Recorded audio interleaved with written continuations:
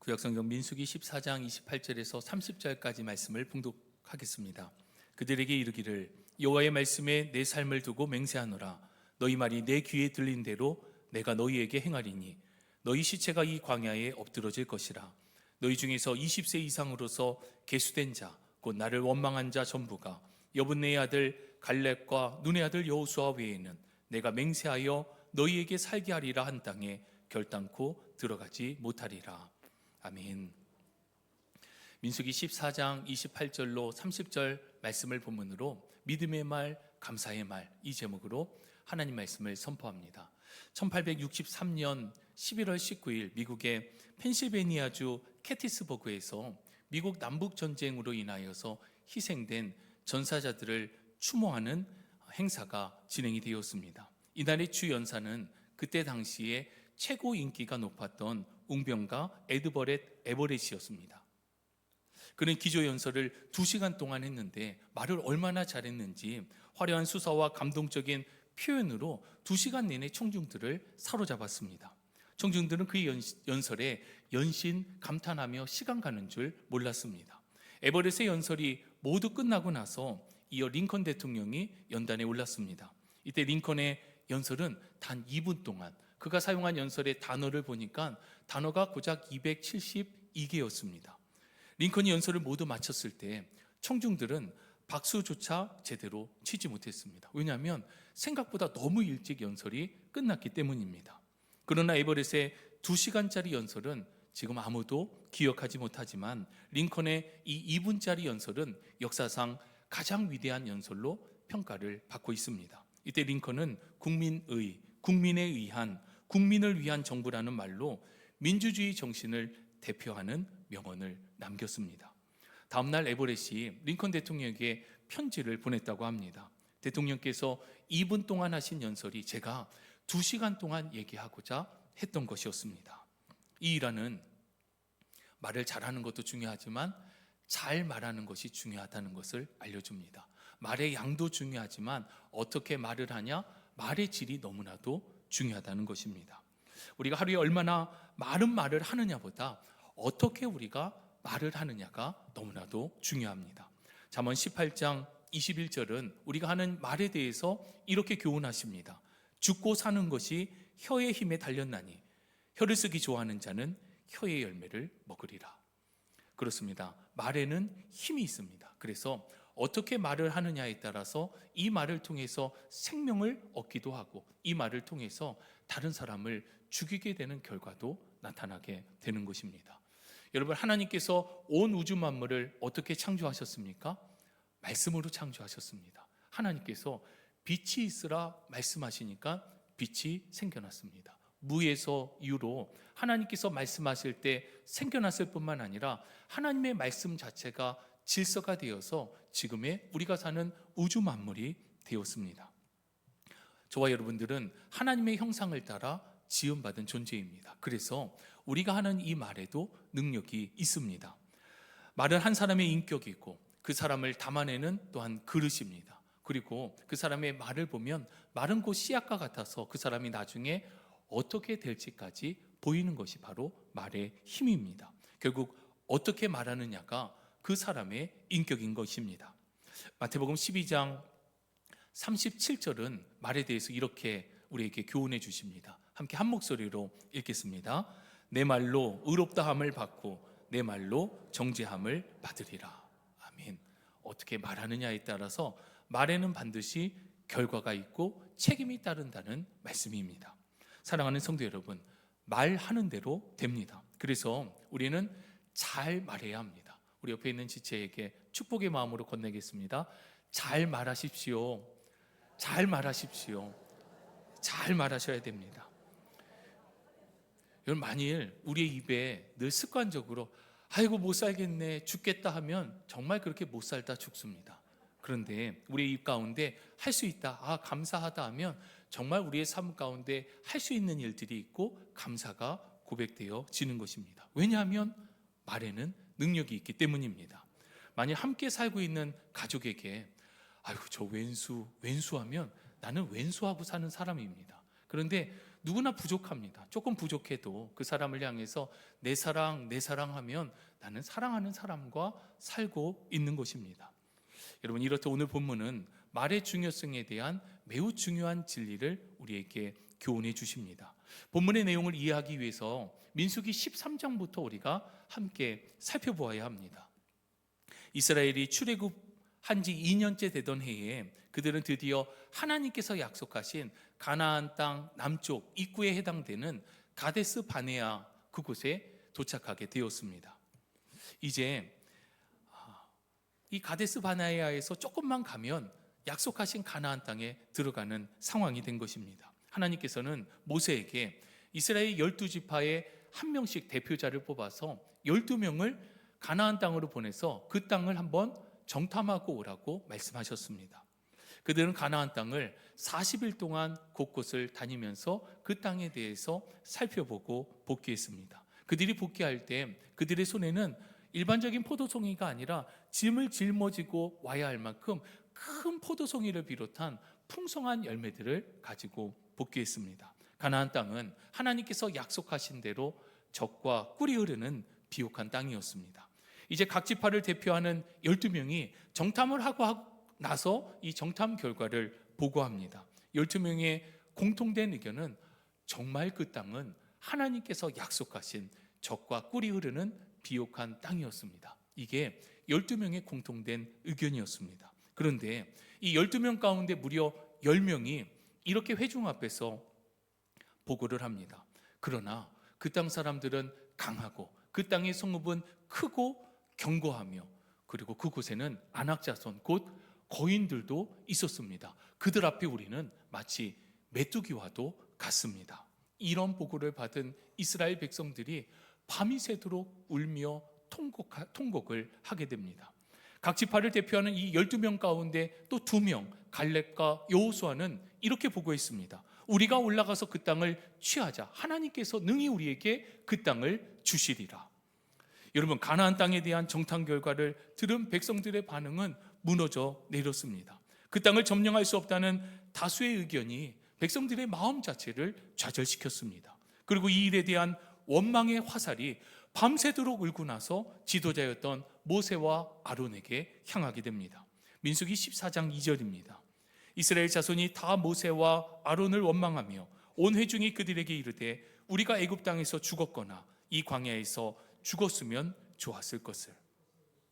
그들은 과거 애굽에서 종으로 살던 때가 차라리 좋았다라고 말을 합니다. 그리고 가나안 땅에 들어갈 것이 아니라 차라리 이곳 광야에서 그냥 계속 살자라고 말을 했습니다. 이것은 단순한 불평이 아닙니다. 그들의 말과 태도는 하나님께 대한 반역이었습니다. 왜냐하면 하나님께서 그들을 택하여 주시고 하나님께서 그들을 이끌어 주시고 인도하여 주셨습니다. 그런데 하나님께서 이 모든 것을 하셨음에도 불구하고 하나님을 부정하는 것이고 하나님을 모욕하는 말과도 같았습니다. 그리고 이제 다시 노예의 삶으로 돌아가겠다라고 하는 최악의 선언까지 하였습니다. 이때 갈렙과 여호수아는 얼마나 그 마음이 불붙는 것 같고 답답하였는지 자신의 옷을 찢으면서 백성들에게 간곡히 호소합니다. 민수기 14장 8절입니다. 여호와께서 우리를 기뻐하시면 우리를 그 땅으로 인도하여 들이시고 그 땅을 우리에게 주시리라. 이는 과연 젖과 꿀이 흐르는 땅이니라. 여러분, 이렇게 간절함으로 여호수아와 갈렙이 호소하고 있음에도 불구하고 이스라엘 백성들은 눈도 깜짝하지 않습니다. 오히려 돌을 들어서 그렇게 말하고 있는 갈렙과 여호수아를 향해서 죽이려고 달려들었습니다. 그때 하나님께서 임재하시며 백성들을 향하여서 진노하셨습니다.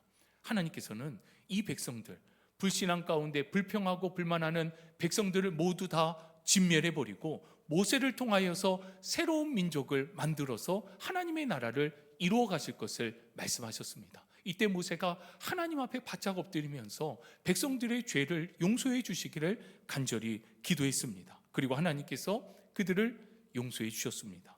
그러나 죄의 결과는 그대로 남게 되었습니다. 이것이 바로 오늘 본문 28절 이하의 말씀입니다. 우리 본문 28절을 함께 한 목소리로 읽겠습니다. 그들에게 이르기를 여호와의 말씀에 내 삶을 두고 맹세하노라. 너희 말이 내 귀에 들린 대로 내가 너희에게 행하리니. 아멘. 여러분, 하나님의 말씀은 그 자체가 능력이고 질서입니다. 신실하신 하나님께서는 결코 시건치 않으십니다. 그런데 28절에 신실하신 하나님께서 말씀을 하시면서 아주 특별한 표현을 하고 계십니다. 그것은 하나님께서 그 말 가운데 맹세를 하셨습니다. 여러분, 자신의 삶을 두고 하나님께서 맹세하신다라고 하는 이 표현, 하나님은 영원하신 하나님이십니다. 그런데 영원하신 하나님께서 자신의 삶을 두고 맹세한다. 누구에게요? 자신이 창조하신 피조물 사람들을 향해서 내가 내 삶을 두고 너희에게 맹세한다. 그만큼 하나님께서 이 일을 반드시 이루겠다라고 하는 강력한 말씀입니다. 하나님께서는 모든 말을 듣고 계셨습니다. 백성들의 불평의 말, 불만의 말, 또 그 안에 있는 불신앙의 말을 하나님께서 모두 들으셨습니다. 그리고 그들이 말한 그대로 되게 하십니다. 그렇습니다. 그래서 어떻게 말하느냐가 참 중요합니다. 말하기에 따라서 우리의 입의 결과, 입술의 결과를 통해 축복이 되기도 하고 저주가 되기도 하기 때문입니다. 본문 29절과 30절은 백성들이 말한 그대로 나타나게 되는 결과입니다. 이스라엘 백성들은 앞서 차라리 이 광야에서 죽었으면 좋겠다라고 2절에 말했습니다.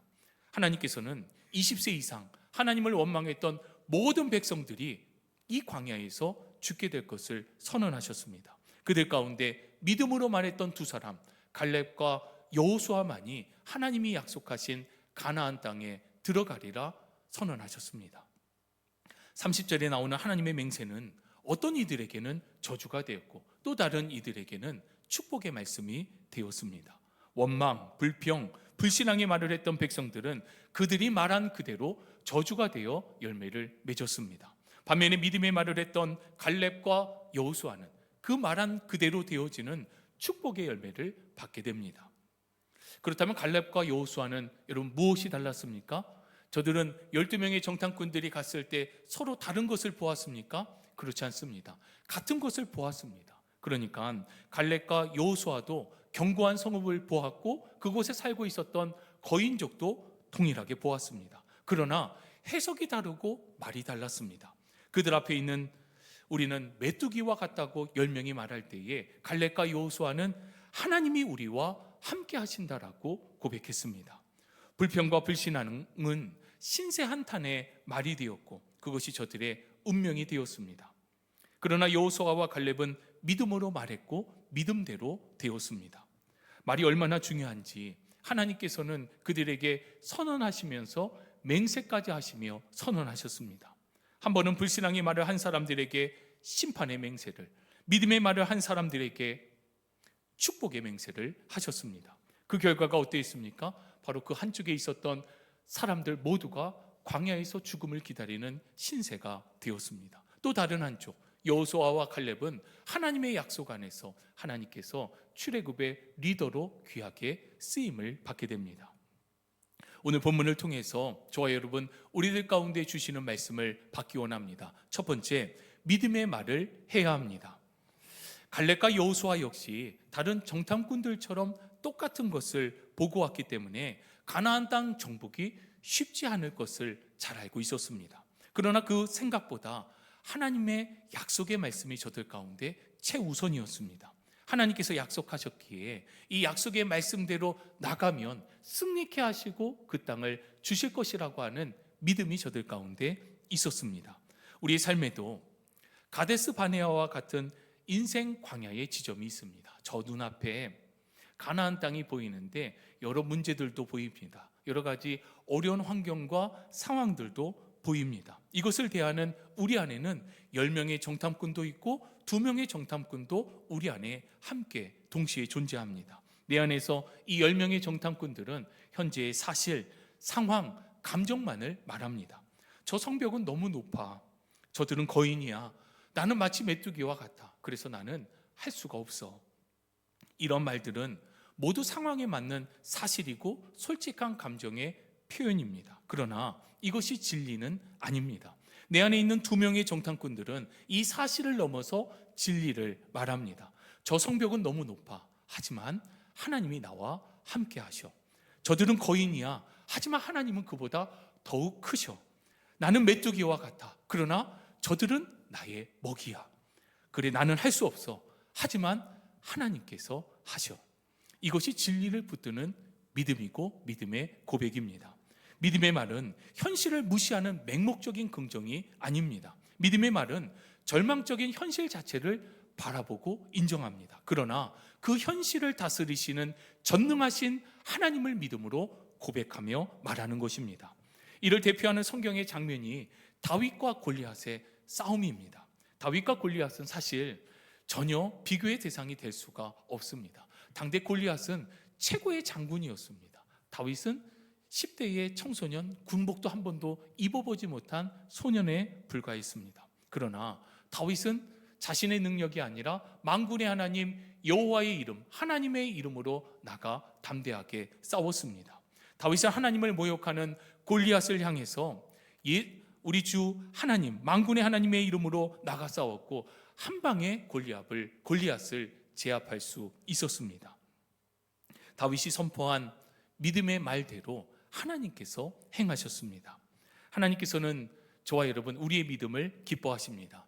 히브리서 11장 6절 말씀을 보면 믿음이 없이는 하나님을 기쁘시게 할 수 없습니다. 하나님을 기쁘시게 하는 것은 하나님을 향한 믿음의 반응입니다. 하나님께서는 믿음의 사람을 찾으시고 또한 그 믿음을 기뻐하십니다. 마태복음 8장 5절 이하에 로마의 백부장이 자신의 하인이 병들어 죽게 되었을 때에 예수님께 나와서 이 하인을 고쳐달라고 간청을 합니다. 예수님께서 이 백부장의 말을 듣고는 그래, 내가 가서 고쳐주겠다라고 말씀하셨습니다. 이때 백부장이 예수님께 이렇게 대답합니다. 8장 9절입니다. 나도 남의 수하에 있는 사람이요, 내 아래에도 군사가 있으니 이더러 가라 하면 가고 저더러 오라 하면 오고 내 정도로 이것을 하라 하면 하나이다. 예수님께서 백부장의 이 말을 듣고 깜짝 놀라셨습니다. 왜냐하면 백부장은 어떤 믿음을 갖고 있었냐면 예수님이 굳이 그곳에 가셔서 기도 안 해주셔도 이곳에서 말씀만 하셔도 내 하인이 나을 줄 믿습니다 라고 하는 공간을 초월한 전능하신 우리 주 예수 그리스도에 대한 믿음의 고백이었기 때문입니다. 예수님께서는 이렇게 말씀하셨습니다. 이스라엘 중에 이만한 믿음을 가진 사람을 내가 만나보지 못했다. 그러니까 이스라엘 가운데 가장 큰 믿음을 가지고 있다라고 이 백부장을 칭찬해 주셨습니다. 예수님은 그리 큰 믿음을 기뻐하시며 칭찬해 주신 것입니다. 그렇다면 여러분, 믿음의 말이 무엇입니까? 믿음의 말은 환경과 상황, 감정에 근거한 말이 아닙니다. 믿음의 말은 하나님의 말씀에 근거한 말입니다. 문제가 있을 때 나는 할 수 없어가 아니라 하나님이 나와 함께 하시니 우리는 능히 할 수 있음을 고백할 수 있어야 합니다. 우리 빌립보서 4장 13절 말씀을 우리의 믿음으로 함께 고백하며 선포하겠습니다. 내게 능력 주시는 자 안에서 내가 모든 것을 할 수 있느니라. 아멘. 다시 한 번 더 우리 큰 목소리로 확신 가운데 함께 선포합니다. 내게 능력 주시는 자 안에서 내가 모든 것을 할 수 있느니라. 아멘. 이 믿음의 선포대로 하나님 앞에 고백하면, 우리 입술을 통하여 고백되어지면 하나님께서 그 일을 이루어 가십니다. 그렇습니다. 우리의 언어는 믿음의 언어여야 합니다. 왜 그렇습니까? 우리는 믿음의 사람이기 때문입니다. 믿음의 사람이니까 믿음의 언어로 말하는 것입니다. 얼마 전에 한 지역 뉴스에 이 영상이 보도가 되었습니다. 우리 영상을 잠시 보시겠습니다. 현지 시각 28일 프리프레스 저널이 보도한 엘리베이터 CCTV에 엘리베이터에 갇힌 어린 소년의 모습이 화제인데요. 영상 속 아이는 겁에 질린 채 주님 문을 열어주세요. 조금 무섭지만 주님이 저와 함께 계신 걸 알아요 라고 속삭입니다. Jesus, por favor, abre a porta do elevador. Eu tô com um pouquinho de medo, mas eu sei que o Senhor cuida de mim. 아이가 기도를 마치고 아멘이라고 말하는 그 순간 굳게 닫혀있던 엘리베이터 문이 활짝 열립니다. 조금 놀란 듯 뒷걸음질 치던 소년은 문이 닫히기 전 재빨리 엘리베이터에서 탈출하는데요. 영상은 SNS를 중심으로 빠르게 확산하며 감동을 주고 있습니다. 네티즌들은 아이의 순수함이 너무 아름답다. 두려운 상황에서 바로 기도할 수 있는 신앙심이 대단하다. 혼자 무서웠을 텐데 장하다 등의 반응이 이어집니다. 그런 문제를 만났을 때 이 아이는 여러 가지 선택을 할 수 있었을 것입니다. 두려움에 떨면서 자리에 웅크려 앉아 있을 수도 있었고, 또는 큰 소리를 내며 울고 도움을 요청할 수도 있었을 것입니다. 그런데 이 아이의 반응이 엘리베이터의 문이 열리지 않자 그 자리에 즉시 무릎을 꿇고 기도합니다. 그리고 그 마음을 있는 그대로 하나님 앞에 고백합니다. 두렵다고, 하나님 무섭습니다. 조금 무섭지만 주님이 나와 함께 계심을 믿습니다. 그렇게 믿음으로 기도하며 문이 열려지기를 기도할 때에 아멘이라고 기도가 끝나는 그 순간에 막혔던 문이, 닫혔던 문들이 열려지게 되었습니다. 아이가 갑자기 엘리베이터에 갇히게 됐듯이 우리도 삶을 살아가면서 예상치 못하게 갑자기 우리들의 삶의 문들이 닫혀지는 경우가 있을 수 있습니다. 이렇게 문제를 만났을 때 우리는 어떻게 해야 할까요? 그 자리에 주저앉아서 절망해야 합니까? 사람들의 도움을 구해야 합니까? 가장 먼저 우리가 해야 할 것은 그 자리에 무릎을 꿇는 것입니다. 두려운 마음 그대로 하나님께 고백을 하고 믿음으로 하나님의 도우심을 구할 때 하나님께서 그 일을 행하실 것이기 때문입니다. 이것이 바로 믿음의 말입니다. 믿음으로 주님을 찾는 기도가 바로 믿음의 말이고, 이것이 우리가 할 수 있는 최선입니다. 주님은 우리의 기도를 들으시고 응답해 주십니다. 믿음의 말은 반드시 그대로 되어집니다. 믿음대로 되어지는 이 놀라운 역사를 날마다 경험하는 주인공이 되시기를 주님의 이름으로 축복합니다. 오늘 본문을 통해서 우리에게 주시는 말씀 두 번째, 우리들은 감사의 말을 해야 합니다. 이스라엘 백성들의 불신앙이 드러나는 방식은 그 입술 가운데 불평과 원망의 말이었습니다. 그렇습니다. 불신앙의 또 다른 이름, 믿음이 없는 또 다른 모습이 바로 불평과 불만입니다. 온전히 믿지 못하기 때문에 결국 불평하고 불만하는 것입니다. 민수기 14장 2절에 이스라엘 백성들은 모세와 아론을 향해서 원망하고 자신들이 마주한 상황에 대해서 불평했습니다. 잘 이해가 되지 않는 부분입니다. 왜냐하면 이스라엘 백성들은 이미 광야의 모든 순간 하나님께서 함께하고 계셨고 그 순간에도 하나님께서 함께 하셨기 때문입니다. 저들은 애굽 땅에 거하면서 400년의 시간이 지나며 애굽 땅의 종과 같이 되었습니다. 하나님께서는 약속하신 그 약속대로 모세를 택하여 주시고 모세를 통하여서 애굽 땅을 향한 10가지 재앙을 순차적으로 내림을 통하여서 이스라엘 백성들을 구원해 주셨습니다. 그렇게 출애굽해서 나와서 하나님의 인도하심을 따라 이동할 때에 애굽 왕 바로의 마음이 다시 강팍해지면서 군사를 이끌고 이스라엘을 뒤쫓기 시작했습니다. 그런데 이스라엘의 앞에는 홍해가 앞을 가로막고 있었습니다. 이때 하나님께서 어떻게 행하셨습니까? 하나님께서 이 홍해 바다를 여셨습니다. 자연의 질서가 하나님께서 뒤집으시면서 이 바다가 열려지게 되고 이스라엘 백성들은 바다의 땅을 통하여서 그곳을 지나게 되었습니다. 그리고 그들을 추격하던 애굽의 군대들이 이 바다로 들어갔을 때 다시 질서가 잡히며 물로 인하여서 저들은 홍해의 몰살이 되었습니다.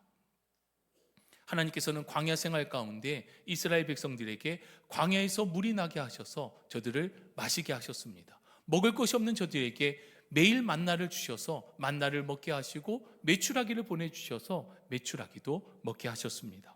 이처럼 출애굽의 모든 순간이 돌이켜보면 은혜였습니다. 그러나 그 모든 은혜를 잊어버리고 이제 백성들의 눈앞에는 이런 상황을 바라보면서 생각하고 평가하기 시작했습니다.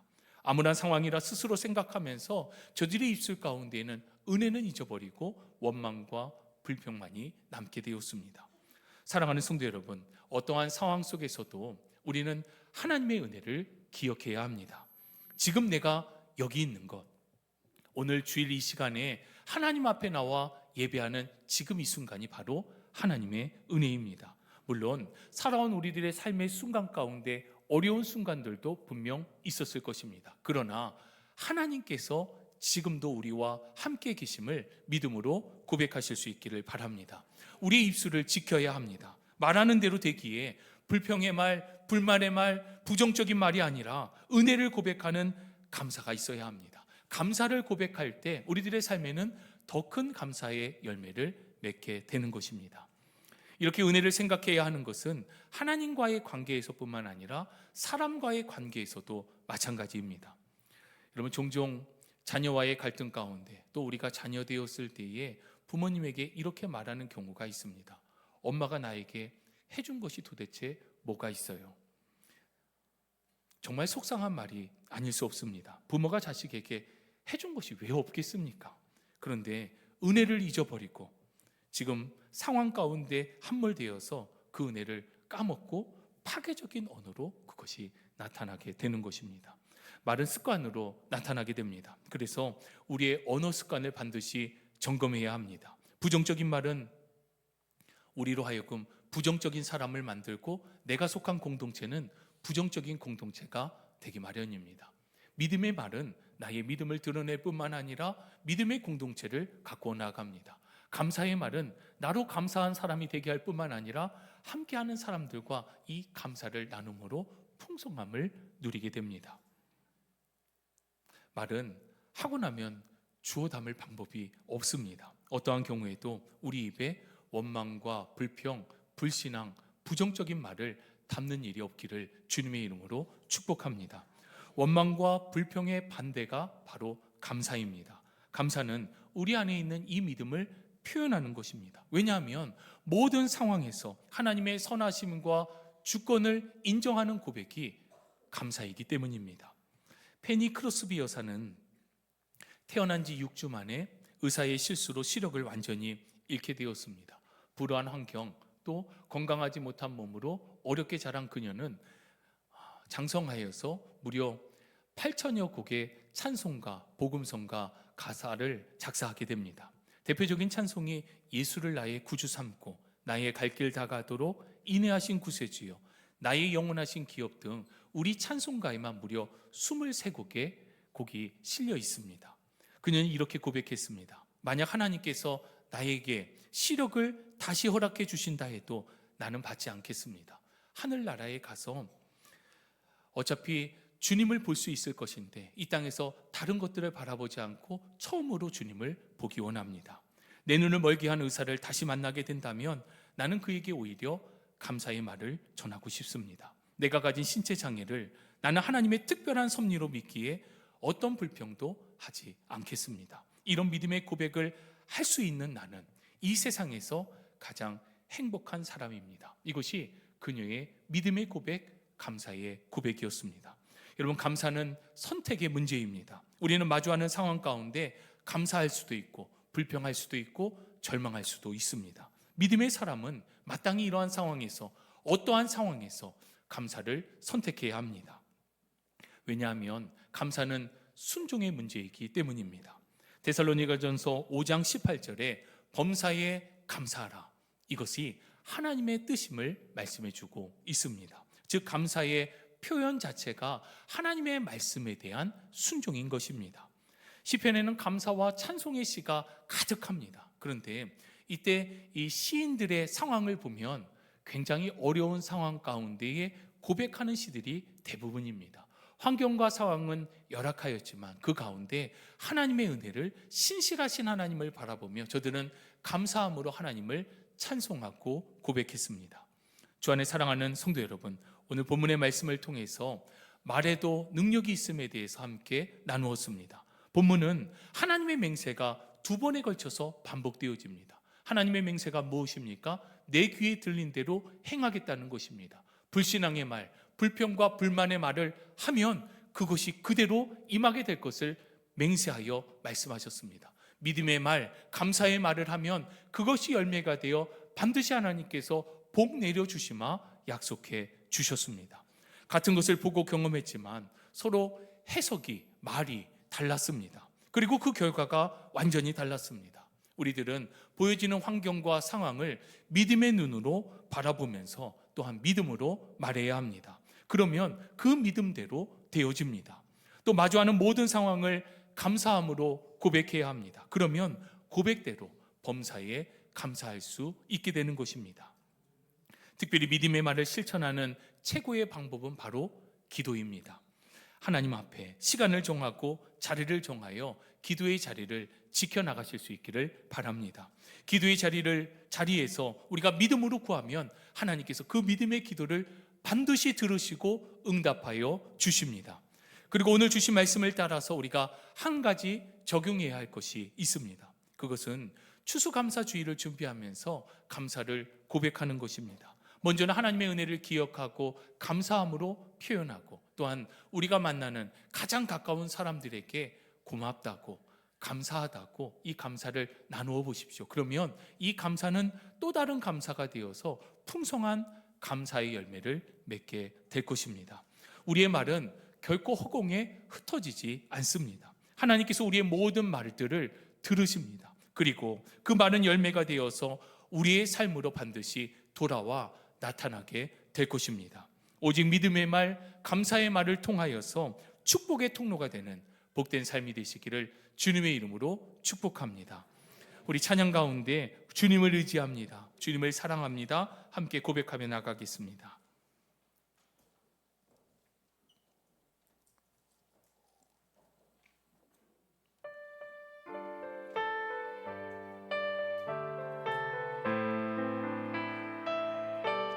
조금 천천히 부르겠습니다.